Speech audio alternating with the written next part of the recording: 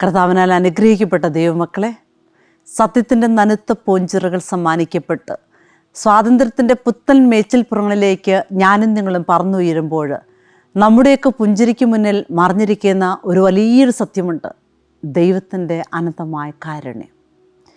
ദൈവമക്കളെ, ആ കാരുണ്യം ഒന്നുകൊണ്ട് മാത്രമാണ് ഞാനും നിങ്ങളും ഇന്ന് ജീവിക്കുന്നതും നമ്മെ ജീവിക്കാൻ അനുവദിക്കുന്നതും. ഈ ഒരു നോമ്പുകാല സമയത്തിലൂടെ, ദിവസത്തിലൂടെ നമ്മൾ യാത്ര ചെയ്യുമ്പോൾ ഈശോ നമ്മളെ പഠിപ്പിക്കുന്ന ഒരു കാര്യമുണ്ട്: എങ്ങനെയാണ് കാരുണ്യത്തിൻ്റെ, ക്ഷമയുടെ മക്കളായിട്ട് നമുക്ക് ഈ ലോകത്ത് ജീവിക്കാൻ പറ്റുന്നതെന്ന്. ദൈവമക്കളെ, ഒരു ജീവിതത്തെ തകർക്കുന്ന ഏറ്റവും വലിയൊരു തിന്മ എന്ന് പറയുന്നത് ക്ഷമിക്കാൻ പറ്റാത്ത മേഖലകളാണ്. മത്തായിയുടെ സുവിശേഷം 18-ാം അധ്യായം നമ്മൾ വായിക്കുമ്പോൾ നമുക്ക് മനസ്സിലാക്കാൻ പറ്റുന്നൊരു കാര്യമുണ്ട്. പത്രോസ് മുന്നോട്ട് വന്ന് യേശുവിനോട് ചോദിക്കുന്ന ഒരു കാര്യമുണ്ട്: കർത്താവേ, എന്നോട് തെറ്റ് ചെയ്യുന്ന എൻ്റെ സഹോദരനോട് ഞാൻ എത്ര പ്രാവശ്യം ക്ഷമിക്കണം? 7 പ്രാവശ്യമോ?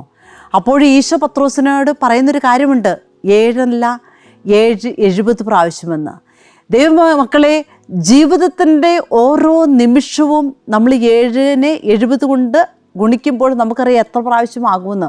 ജീവിതത്തിൻ്റെ ഓരോ നിമിഷവും നമ്മൾ ക്ഷമിക്കണം. സാഹചര്യങ്ങളോട്, കുടുംബത്തോട്, നമ്മോട് തന്നെ, വ്യക്തികളോട്, നമ്മുടെ സഹപ്രവർത്തകരോടൊക്കെ, നമ്മുടെ സറൗണ്ടിങ്സിനോട് മുഴുവൻ നമ്മൾ ക്ഷമിക്കണമെന്ന് ദൈവം ഈ വചനത്തിലൂടെ നമ്മളെ പഠിപ്പിക്കുകയാണ്. ദൈവമക്കളെ, ജീവിതത്തിൻ്റെ ഓരോ നിമിഷവും നമ്മൾ ബൈബിളിലൂടെ കണ്ണോടിക്കുമ്പോൾ നമുക്ക് മനസ്സിലാക്കാൻ പറ്റും എങ്ങനെയാണ് നമ്മളൊക്കെ ക്ഷമിക്കാൻ നമുക്ക് പറ്റുന്നത്. ഇതെങ്ങനെ സാധിക്കുമെന്ന് നമ്മളോട് തന്നെ ചോദിക്കുമ്പോൾ ദൈവം നമ്മളെ പഠിപ്പിക്കുകയാണ്. ക്രൂശിക്കപ്പെട്ട ഈശോ പഠിപ്പിക്കുന്ന ഒരു കാര്യമുണ്ട്: കർത്താവ് നമ്മളോട് ക്ഷമിച്ചതുകൊണ്ടാണ്, കർത്താവ് നമ്മളോട് പകരം വീട്ടാത്തത് കൊണ്ടാണ് ഞാനും നിങ്ങളും ഇന്ന് ആയിരിക്കുന്ന അവസ്ഥ. ദൈവമക്കളെ, സഹോദരങ്ങളോടുള്ള നമ്മുടെ ബന്ധം എങ്ങനെയാണ്? മാതാപിതാക്കളോട്, മക്കളോട്, സഹപ്രവർത്തകരോട്, നമ്മുടെ ജീവിത പങ്കാളികളോടുള്ള നമ്മുടെ ബന്ധം എങ്ങനെയാണ്? സാഹചര്യങ്ങളോട് ക്ഷമിക്കുന്നുണ്ടോ? വ്യക്തികളോട് ക്ഷമിക്കുന്നുണ്ടോ എന്ന് ഈ നോമ്പ് കാലഘട്ടം നമ്മൾ ചിന്തിക്കണം. ക്ഷമ എന്ന് പറയുന്നത് ദൈവമക്കളെ ഒരു വിട്ടയക്കൽ മാത്രമാണ്, അല്ലെങ്കിൽ നടപടി എടുക്കുന്നതോ അല്ല സ്വീകരിക്കലോ അല്ല ക്ഷമ എന്ന് പറയുന്നത്. മറിച്ച് നമുക്ക് സൗജന്യമായി കിട്ടിയത് സൗജന്യമായിട്ട് തന്നെ നമ്മൾ തിരികെ കൊടുക്കുക. അതാണ് ഈശോയുടെ ജീവിതത്തിലൂടെ നമുക്ക് കാണിച്ചു തന്നത്.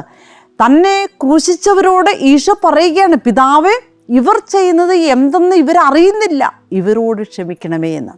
ദൈവമക്കളെ, ദൈവം നമ്മളോട് പറയുന്നൊരു കാര്യമുണ്ട്: സാഹചര്യങ്ങളോട്, വ്യക്തികളോട് അവർ ചെയ്യുന്നത് എന്താണെന്ന് അവർക്ക് അറിഞ്ഞുകൂടാ. പക്ഷേ യേശുവിൻ്റെ നാമത്തിൽ നമുക്ക് അവരോട് ക്ഷമിക്കുവാനും ക്ഷമ കൊടുക്കുവാനും സാധിക്കണമെന്ന് നമ്മളോട് ദൈവം പറയുകയാണ്. പല ബന്ധങ്ങളും നമ്മുടെ ജീവിതത്തിൽ നിന്ന് മാറിമറിഞ്ഞു. എന്തുകൊണ്ടാണ് മക്കളെ? ബന്ധനങ്ങളായിട്ട് നമ്മുടെ ജീവിതത്തിലേക്ക് കടന്നു വന്ന് എങ്ങനെയാണ്? ക്ഷമിക്കാൻ പറ്റാത്ത മേഖലകളുണ്ട് മാത്രമാണല്ലോ. ഈശോ നമ്മളെ പഠിപ്പിക്കുന്ന കുറച്ച് കാര്യങ്ങളുണ്ട്. മത്തായിയുടെ സുവിശേഷം 18-ാം അധ്യായത്തിലും 23 മുതലുള്ള വാക്യങ്ങൾ വീണ്ടും കർത്താവ് നമ്മളെ പഠിപ്പിക്കുകയാണ്. 10,000 താലന്ത് മേടിച്ച ഒരു മകനെ തൻ്റെ യജമാനൻ ഇളവ് കൊടുത്ത് എപ്പോഴാണോ തന്നു വീട്ടാൻ പറ്റുന്നത് ആ സമയത്ത് തന്നു വിട്ടാൽ മതി എന്ന് പറഞ്ഞുകൊണ്ട് തൻ്റെ സഹപ്രവർത്തകരെ പറഞ്ഞു വിടുന്നത് നമുക്ക് ബൈബിളിൽ കാണുവാൻ സാധിക്കും. കാരുണ്യത്തിൻ്റെ, ക്ഷമയുടെ മേഖല അവിടെ ദൈവം ആ മകൻ്റെ മുമ്പിൽ കാണിച്ചു കൊടുക്കുകയാണ്. പ്രിയപ്പെട്ടവരെ, ആ വിട്ടയക്കപ്പെട്ട ആ മകൻ പുറത്തോട്ട് വരുമ്പോൾ തന്നോട് 100 ദനാറും മേടിച്ച് തൻ്റെ സഹപ്രവർത്തകരിൽ ഒരുവനെ കണ്ടപ്പോൾ തനിക്ക് തരാനുള്ളത് തന്നു വീട്ടുക എന്ന് പറഞ്ഞുകൊണ്ട് അവൻ്റെ കഴുത്തിന് കുത്തിപ്പിടിക്കുന്നതും അവനെ ജയിലടയ്ക്കുന്നതും നമ്മൾ കാണുന്നുണ്ട്. പ്രിയപ്പെട്ടവരെ, സേവകന്മാർ ഇതറിഞ്ഞു യജമാനെ അറിയിച്ചപ്പോൾ ഈ സേവകനെ യജമാനൻ തിരിച്ചു വിളിച്ചിട്ട്: ഞാൻ നിന്നോട് എങ്ങനെയാണോ കരുണ കാണിച്ചത്, ഇതുപോലെ നീയും നിൻ്റെ സഹപ്രവർത്തനോട് കരുണ കാണിക്കേണ്ടതായിരുന്നില്ലേ എന്ന് തിരുവചനം പഠിപ്പിക്കുന്നുണ്ട്. പ്രിയപ്പെട്ട ദൈവമക്കളെ, ഈശോ നമ്മളെ സ്നേഹിച്ചു, കാരുണ്യം കാണിച്ചു, ക്ഷമിച്ചു.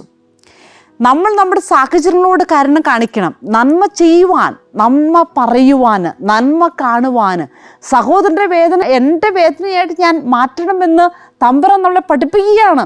ദൈവം നമ്മളോട് കാരുണ്യം കാണിച്ചെങ്കിൽ നമ്മുടെ സമയം, നമ്മുടെ കഴിവ്, നമ്മുടെ സമ്പത്ത്, നമ്മുടെ എല്ലാം മറ്റുള്ളവർക്കായിട്ട് ദൈവമക്കൾ നമ്മൾ ദാനം ചെയ്യണം. ദൈവം തന്നതല്ലാതെ നമുക്ക് എന്തുണ്ട്? നമ്മളെ ജീവിക്കാനൊന്ന് ആയുസ്സും ആരോഗ്യം കൃപയും നമ്മളെ തന്ന് ദൈവം നമ്മളെ അനുഗ്രഹിച്ചു. ഈശോയുടെ തിരുരക്തത്താൽ നമ്മളെ വീണ്ടെടുത്തും. ഒരു ക്രിസ്ത്യാനിയാണെങ്കിൽ നമ്മുടെ ജീവിതം മുഴുവൻ നമ്മൾ വിട്ടുകൊടുക്കാൻ ഈശോ പറയുകയാണ്. മുറിച്ച് വിളമ്പി സംതൃപ്തരാകണമെങ്കിൽ നമ്മുടെ ജീവിതം നമ്മൾ മുറിച്ച് വിളമ്പണം. ഈശോ അതാണ് നമുക്ക് കാണിച്ചു തന്നത്. ദൈവമക്കളെ, കായനോട് ദൈവം ചോദിച്ചു, നിന്റെ സഹോദരൻ എവിടെ? അപ്പോൾ കായൻ പറയുന്നൊരു കാര്യമുണ്ട്, എൻ്റെ സഹോദരൻ്റെ കാവൽക്കാരനാണോ സൂക്ഷിപ്പുകാരനാണോ ഞാനെന്ന്. ഈശോ പറയുകയാണ്, നിന്റെ സഹോദരൻ്റെ കാവൽക്കാരനാണ് ഞാനും നിങ്ങളുമെന്ന്. ദൈവമക്കളെ, ഈ നോമ്പ് കാലഘട്ടത്തിൽ നമ്മൾ ചിന്തിക്കണം, എങ്ങനെയൊക്കെ നമുക്ക് കാരുണ്യത്തിൻ്റെ മക്കളായിട്ട് മാറാൻ പറ്റുമെന്ന്. പഴയ നിയമത്തിലേക്ക് കടന്നു ചെല്ലുമ്പോഴും ജോസഫിനെ നമുക്ക് കാണുവാൻ സാധിക്കും. പ്രിയപ്പെട്ടവരെ, ഓർക്കുക, ജോസഫിൻ്റെ ജീവിതം എന്ന് പറയുന്നത് തൻ്റെ സഹോദരങ്ങളാൽ ഓരോ തിക്ത അനുഭവത്തിലൂടെ കടന്നു പോവുകയാണ്. ഈ ലോകത്തിലെ മുഴുവൻ സഹനങ്ങളും ഏറ്റുവാങ്ങി സഹോദരന്മാർ തഴഞ്ഞു. ജോസഫിൻ്റെ പ്രത്യേകത എന്ന് പറയുമ്പോഴും ദൈവത്തെ മാത്രം നോക്കി യാത്ര ചെയ്തവനാണ്. ഉൽപ്പത്തിയുടെ പുസ്തകം 49 അധ്യായം നമ്മൾ വായിക്കുമ്പോൾ നമുക്ക് മനസ്സിലാക്കാൻ പറ്റും, ജോസഫിനെ കുറിച്ച് നീരുറവയ്ക്കരികെ തഴച്ചു വളരുന്ന ഒരു വൃക്ഷമാണ് അവൻ്റെ. നമുക്കറിയാം, അവൻ്റെ കൊമ്പുകൾ മതിലിൻ്റെ മേൽ പടരുന്നു, വില്ലാളികൾ അവന് എതിരെ തിരിയുന്നു, പക്ഷേ അവൻ്റെ വില്ല് ഉറപ്പോടെ നിന്നു ദൈവനാമത്തിൽ തന്നെ.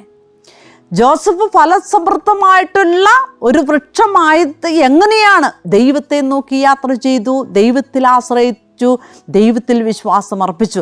ദൈവമക്കളെ, സഹോദരന്മാർ തഴഞ്ഞു, പൊട്ടക്കിണറ്റിൽ തള്ളിയിട്ടു, നമുക്കറിയാം അടിമയായിട്ട് വിട്ടു, വസ്ത്രരഹിതനായിട്ട് നിർത്തപ്പെട്ട ഒരു സാഹചര്യം ജോസഫിൻ്റെ ജീവിതത്തിലുണ്ടായിട്ടുണ്ട്. എല്ലാവരാലും ജോസഫ് ത്യജിക്കപ്പെട്ടു, തിരസ്കരിക്കപ്പെട്ടു. നമുക്കറിയാം ഈശോയുടെ ജീവിതവും. അതോടൊപ്പം തന്നെ ഇതൊന്നും കൂടാതെ വചനം പറയുകയാണ്, ഒരു രാജ്യത്തിൻ്റെ ഭരണാധികാരിയുടെ ഭാര്യ കള്ളക്കേസ് കൊടുത്തു, പീഡനക്കേസ്. അവിടെയും ജോസഫ് ഇറങ്ങി ഓടി. പക്ഷേ ഇങ്ങനെ ഒന്നിനു പിറകെ ഒന്നായിട്ട് കാരാഗൃഹത്തിൽ പീഡനങ്ങൾ ഏറ്റുവാങ്ങി. അസൂയ നിമിത്തം മാത്രമാണ്. ദൈവം നോക്കി, ദൈവം തൊട്ടു, ദൈവം സ്പർശിച്ചു, ദൈവം കൂടെ ഉണ്ടായിരുന്നു. ജോസഫ് പതറിയോ? ഇല്ല മക്കളെ. സഹോദരന്മാർ, കുടുംബക്കാർ, ദേശക്കാർ, ഭരണാധികാരികൾ തുടങ്ങി എല്ലാവരും ജോസഫ് എൻ്റെ ജീവിതത്തിൽ വേട്ടയാടപ്പെട്ട നിമിഷങ്ങളാണ്. പക്ഷേ ജോസഫിനെ അബ്രഹാം അനുഗ്രഹിച്ചു. എങ്ങനെ? മാതാപിതാക്കളുടെ അനുഗ്രഹം മക്കളുടെ ഭവനത്തെ ഫലവത്താക്കുമെന്ന് ജോസഫിൻ്റെ ജീവിതം നമുക്കിവിടെ കാണുവാൻ സാധിക്കും. ദൈവമക്കളെ, ജോസഫ് ഫലസമൃദ്ധമായിട്ടുള്ള വൃക്ഷമായത് ദൈവം കൂടെ ഉണ്ടായിരുന്നു, ദൈവത്തോടൊപ്പം യാത്ര ചെയ്തു. അതുകൊണ്ട് മാത്രമാണ്.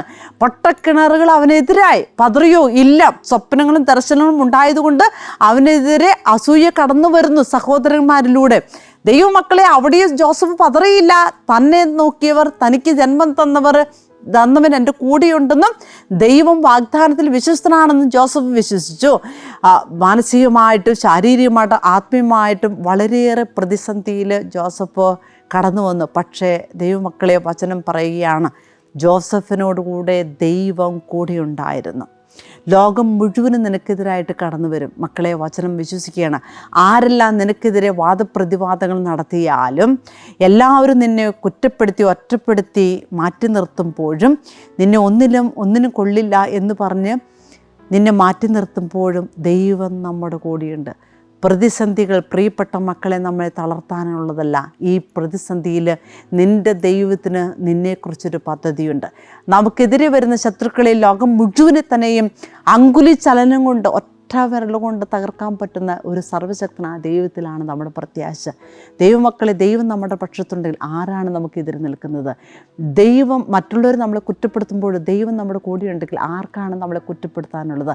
ഉയരത്തിനോ ആഴത്തിനോ ജീവനോ മരണത്തിനോ ഇല്ല. നമ്മുടെ കൂടെ നടക്കുന്നവൻ മരണത്തെ ജയിച്ചവനാണ്. കല്ലറയിൽ കിടന്നവനല്ല, കല്ലറയിൽ നിന്ന് ഉയർത്തെഴുന്നേറ്റവനാണ്. വിശ്വസിക്കാം മക്കളെ. ജീവിത സാഹചര്യങ്ങളിലേക്ക് നോക്കാതെ ഈ സാഹചര്യങ്ങൾ തന്നവൻ നമ്മുടെ കൂടെയുണ്ട്. നമുക്ക് യാത്ര ചെയ്യാം. ഈശോ നമ്മുടെ കൂടെയുണ്ട്. കുരിശുകൾ വഹിക്കുക, കുരിശുകളെ സ്നേഹിക്കുക. സ്നേഹത്തിൻ്റെ മാത്രം ഈശോ കാണിച്ചു തന്നു. സ്നേഹം മുറിച്ചു വിളമ്പി. മക്കളെ, നമ്മുടെ ജീവിതം മുറിക്കപ്പെടണം സ്നേഹത്താൽ, കാരുണ്യത്താൽ, ക്ഷമയാൽ. ദൈവം നമ്മളെ അനുഗ്രഹിക്കട്ടെ.